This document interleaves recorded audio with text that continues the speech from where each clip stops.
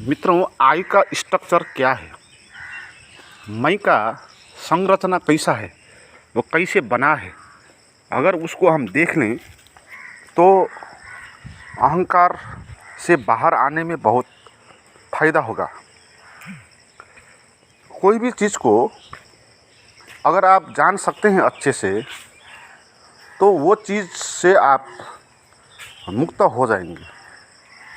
जब तक वो चीज़ नहीं जानी जाती तब तक वो हमको अज्ञान में बांधती है। अहंकार एक अज्ञान है, वो हमको बांध के रखा है।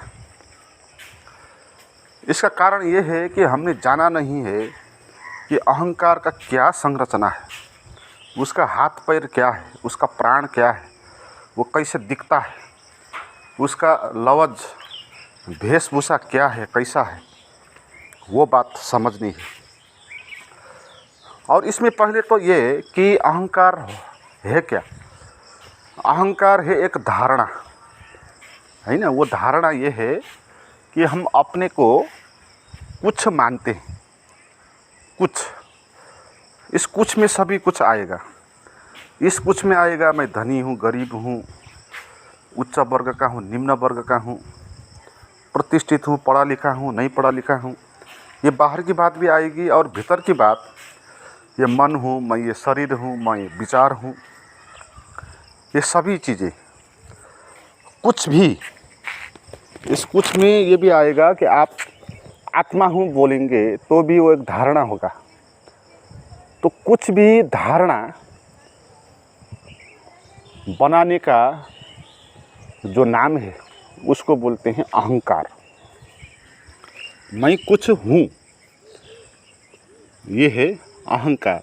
और अहंकार हमारे भीतर कैसे बैठता है, वो कैसे स्थिर होता है, उपस्थित कैसे होता है। वो जिस चीज़ को हम बोलते हैं कि मैं ये हूँ, तो उसी में चिपक के ये रहता है। आप बोलते हैं, हम बोलते हैं कि ये शरीर मैं हूँ, तो इसलिए ये मैं का भाव शरीर में चिपक के स्थिर होता है। हम बोलते हैं अपने को मन हूँ, तो ये मन में चिपक के रहता है। ये भीतर की बात है। बाहर की बात में भी आप देखें, आप बोलेंगे कि ये मेरा बेटा है, तो उस बेटे में भी अहंकार चिपकेगा, और उस बेटे को कुछ होगा तो अहंकार को भी कुछ होगा। वो बेटा पढ़ा लिखा नहीं होगा तो आपको भी दुख होगा, क्योंकि समाज में आपकी प्रतिष्ठा उसने बनाने के लिए मदद नहीं की, तो आपको दुख होगा। तो जिस चीज़ को आप बोलेंगे मैं या मेरा, तो उस चीज़ पर अहंकार चिपकेगा। और ये अहंकार कुछ है नहीं चीज़, वो जिस चीज़ पर हम धारणा देते हैं ना, उस चीज़ पर वही चीज़ हो जाता है मैं। इसलिए मैं का कुछ अलग केंद्र है नहीं। आप कभी बोलते हो मैं कुछ हूँ, कभी बोलते हो मैं कुछ हूँ, इसलिए आपका मैं भी कभी कुछ चीज़ पर चिपकता है, कभी कुछ पर चिपका होता है, कभी कुछ पर चिपका होता है। अगर मैं धनी हूँ बोल रहे हैं आप, तो धनी पर चिपका होगा उस वक्त, मगर बाद में जब आप अपने को कुरूप हूँ बोलेंगे तो कुरूपता पर चिपकेगा। तो अहंकार कहीं एक जगह पर स्थिर नहीं होता है। आप लगातार अपने को शरीर हूँ बोलते हैं, तो शरीर के रूप में वो प्रकट होगा, वहाँ पर वो चिपकेगा। तो ये वृत्ति है, एक टेंडेंसी है, धारणा से बनी हुई। और ये है क्या, ये है नाम और रूप, है ना। नाम और रूप है। अहंकार क्या है, कुछ भी नहीं है, केवल एक धारणा है, नाम, और एक आकार है, रूप। नाम कैसे है, ये इसको हमने बोल दिया ना, एक नाम दे दिया इसको बोल दिया हमने मैं, तो इसका नाम मैं हो गया। तो अहंकार एक क्या हुआ, एक नाम हुआ। मूलभूत नाम उसका मैं होगा, है ना। और दूसरे लोग आपको जो बुलाएंगे नाम से, वो नाम आपका दूसरा होगा, मगर अहंकार का खास नाम है मैं। और दूसरे लोग जो आपको बुलाएंगे वो मैं कहकर नहीं बुलाएंगे, वो आपका जो नाम है दिनेश, रमेश, उससे बुलाएंगे। इसलिए दिनेश रमेश आपका नाम जो रखा है ना, वो खास नाम आपका है नहीं। खास नाम तो अपने को आपने मई रखा है ना, तो वो मई आपका नाम है। तो और ये मई है क्या, एक शब्द है ना, एक धारणा है ना। मई बोलना एक धारणा है। जैसे और शब्द होते हैं, पेड़ शब्द होता है, तो एक नाम है वो। और वो नाम क्यों दिया जाता है, क्योंकि वहाँ पर रूप होता है, रूप से नाम निर्मित होता है। अगर रूप नहीं हो तो वहाँ नाम नहीं होगा, है। तो घर बोलते हैं तो वहाँ पर रूप होता है, स्ट्रक्चर होता है, उसका आकार होता है, उसका वजन होता है, हाइट होता है, तो स्ट्रक्चर होता है। कोई भी चीज़ दिखाई पड़ी तो हम उसको नाम देते हैं। तो ऐसे ही जब हम बोलते हैं मैं, तो वो दिखाई पड़ता है ना, शरीर, मन, विचार, ये सब दिखाई पड़ते हैं। तो ये दिखाई पड़ने के कारण हम इसको मैं, इसको हम बोलने लगे, इसका हम नाम देने लगे मैं। ऐसी चीज़ पर नाम दिया जा नहीं सकता जो चीज़ है नहीं, है ना। नाम देने के लिए कुछ चीज़ होनी भी चाहिए, उसका आकार, रूप होना चाहिए। तो ये रूप हमारे पास क्या है, ये शरीर एक रूप है, विचार एक रूप है, क्योंकि वो चीज़ अनुभव में आती है, छूत दिखाई देती है। तो रूप दिखाई पड़ता है और उसको हमने दे दिया है नाम, और उसको मैं बोलने लगे, और वो कुछ है नहीं, धारणा है ना। कभी आप ऐसे भी होते हो जहाँ मैं कहीं पर नहीं चिपका होता है, उस वक्त भी आप तो होते हो।